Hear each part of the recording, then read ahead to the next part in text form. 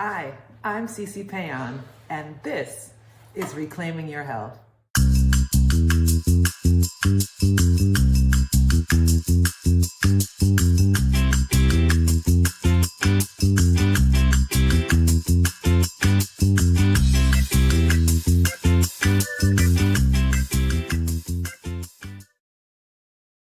Hello, everyone. Good evening. So excited to have you here with me. We were here last week. My best friend joined us, and we made Bahamian corn fritters that were delicious. And I've seen a few of you have tagged me and shown me that you've made those, and they're picture perfect. And I'm assuming that they're palate perfect as well. So thank you. Thank you for actually taking on the charge and making these recipes, making them your own. And I'm sure in doing so, you're realizing that it's not difficult. We've got so many great recipes. We try to keep them easy for you so you can do them. We get these done in about 30 minutes. So it should never take that long unless it's something that has to go into the oven. So the prep time typically takes 30 minutes or less. So this evening, what we are going to make are Buddha bowls. I don't know how many of you have heard of them, but I would say probably about 4 years ago or so, I started hearing about Buddha bowls, Buddha bowls, Buddha bowls. And I really didn't know what they were, but I would order them and I enjoyed them. Well, I should say I didn't know what the origins of that name was. And I have since learned that a Buddha bowl is named that because it's a vegetarian bowl. It's a vegetarian bowl. It's typically served in a bowl or in a plate with high sides, which sounds to me like a bowl. And Buddhists are known for being vegetarians, and that's how it got its name. Some people say that it's full and it's overflowing like Buddha's belly. I don't know. So we're doing a version of that. We're not going to call it a Buddha bowl. What can we call it? Somebody give me a suggestion of what we can call it, but it's based on a Buddha bowl. Well, this Buddha bowl, what's going to be so different about it this evening is we're taking it to the diaspora. Now, you all know that I am completely enchanted with the African diaspora and all that it's contributed to the culinary world. And so this Buddha bowl is going to have several different components that celebrate the African diaspora. So let's walk through them. The first is going to be kale. Oh, one other thing I have to add. The Buddha bowl is always served room temperature or cold. What's great about that is this means that when you come home in the evening, whatever you've got stored in your refrigerator, you can put this together. You don't have to worry about warming things up. You can be eating in like 5-10 minutes, which I know for a lot of people, what messes us up is because we're really hungry, so we're grabbing things while we're preparing. You're not going to have that issue with this. So back to the bowl. Kale. Now, kale is something that's gotten very popular here in the US over the last 2 or 3 years. But let me tell you something. Kale is huge on the continent. And in particular, where my stepmother Lillian is from, this is called Sukuma wiki. And Sukuma wiki means push the week. This is like the days of the week, not weak like you don't have any energy, but kale gives you great energy. So Sukuma wiki means this is kind of the thing that you kind of stretch your food. If you're low on food, if you're low on money, Sukuma wiki, that's what this is talking about. So we're going to use Sukuma wiki. And yes, we're not going to cook it. Yes, it's going to be delicious. No, it's not going to be difficult to chew and digest. We're going to show you how to do that. So we have Sukuma wiki here, which is kale. We have black-eyed peas. Now, these peas are basically a love song to the African diaspora. Found on the continent originally, they traveled to Brazil. They've traveled to the American South. They've traveled everywhere.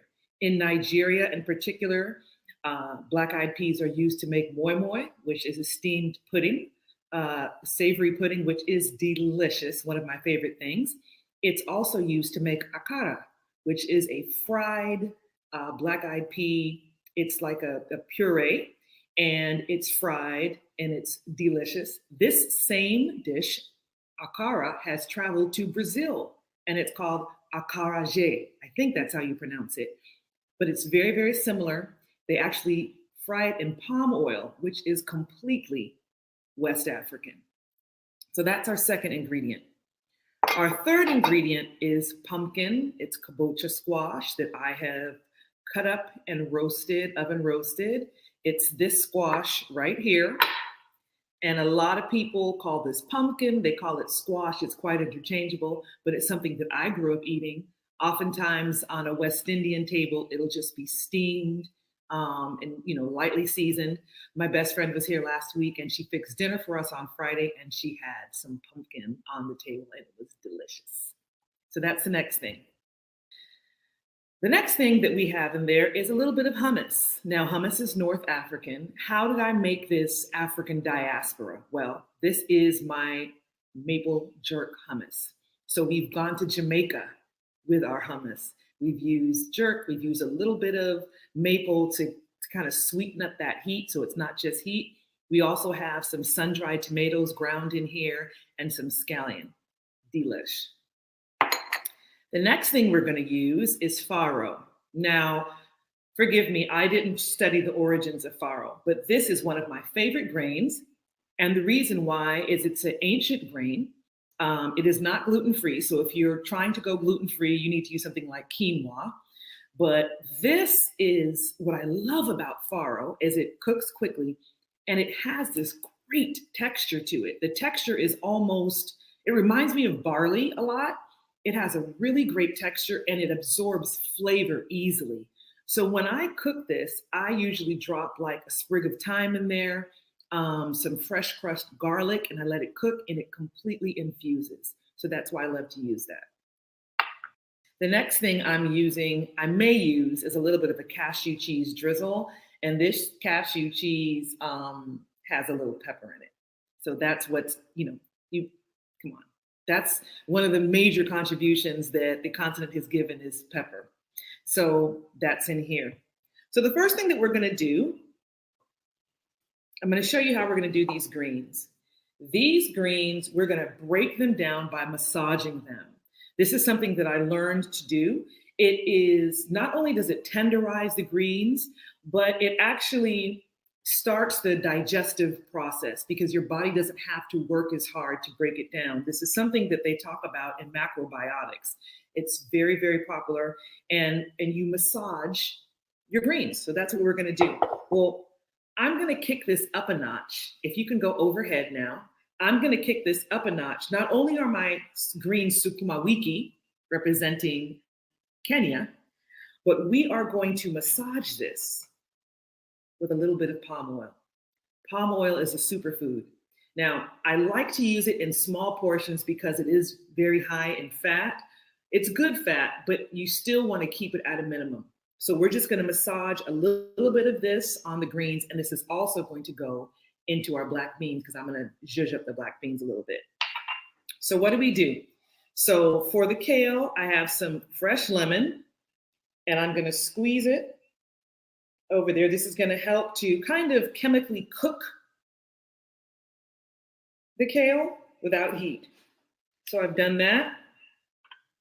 Just a pinch of salt. The salt's going to help break it down as well.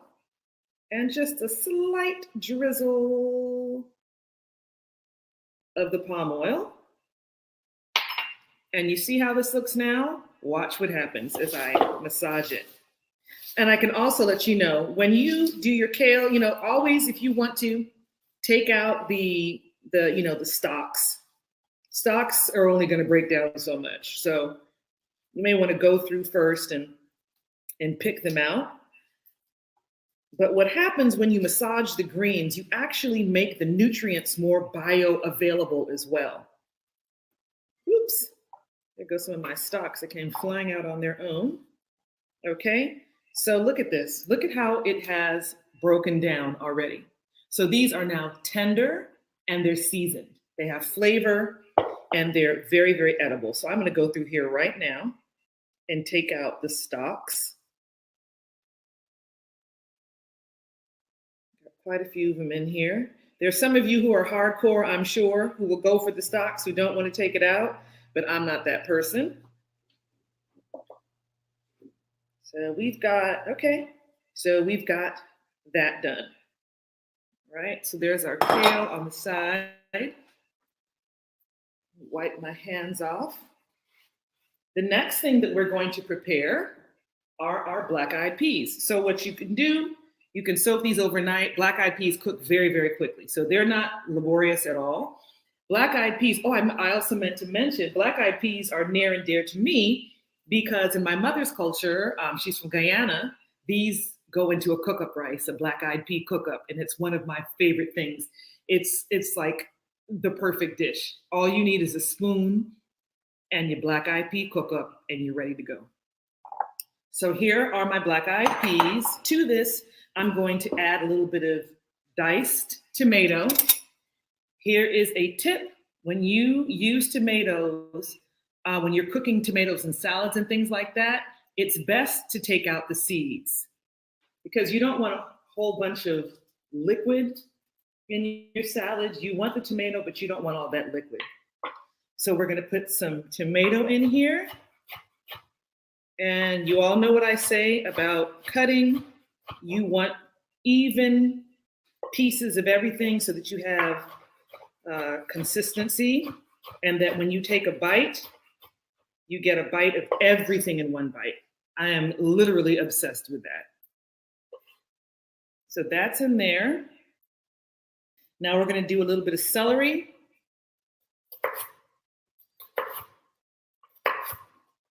And you all will notice that when I said what you would need for your Buddha bowl can be anything. It typically is some kind of green, some type of protein, either in the form of like beans or tofu, some kind of squash or something like that, and some kind of grain.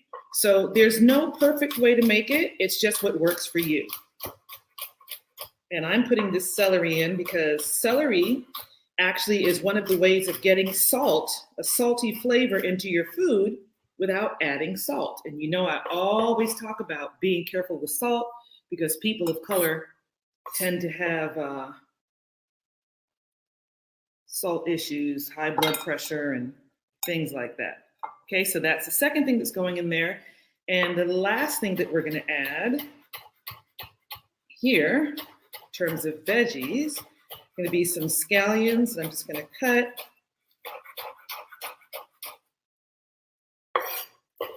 And drop that in there as well. Okay. And to this, we are going to, again, add a little bit of lemon juice. So I'm going to do this over my hand again so I catch any seeds if there are any. And it's just a good squeeze. That's probably like a tablespoon's worth. And again, as you make this, maybe you don't like lime. Maybe you don't like lemon. So maybe you add a little, just be creative. You could add any kind of citrus that you want to add to it. So we've got that there. I'm going to actually use a little bit of zest because I love the brightness that zest gives. So I'm going to add just a little bit of zest. You don't want to go too deep because if you get that white in there, that's kind of bitter. So you really just want the rind. Okay, we've got that and that. Now to this, we're going to add a little bit of red pepper flakes. We want a little bit of heat, not too much. Again, a little bit of salt. And the last thing we're going to do is we're going to add a little bit of our palm oil.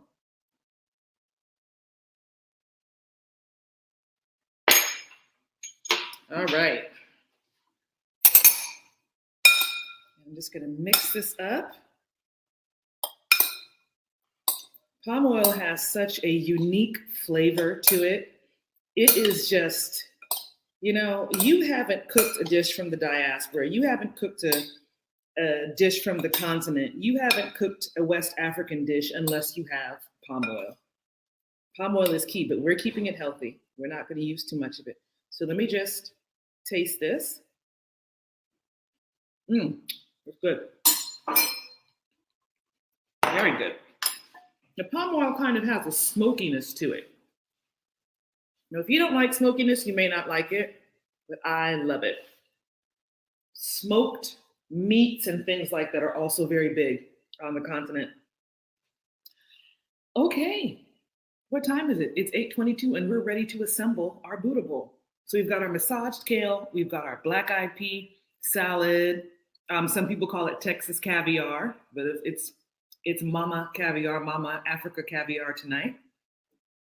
So what I'm gonna do is I'm just gonna place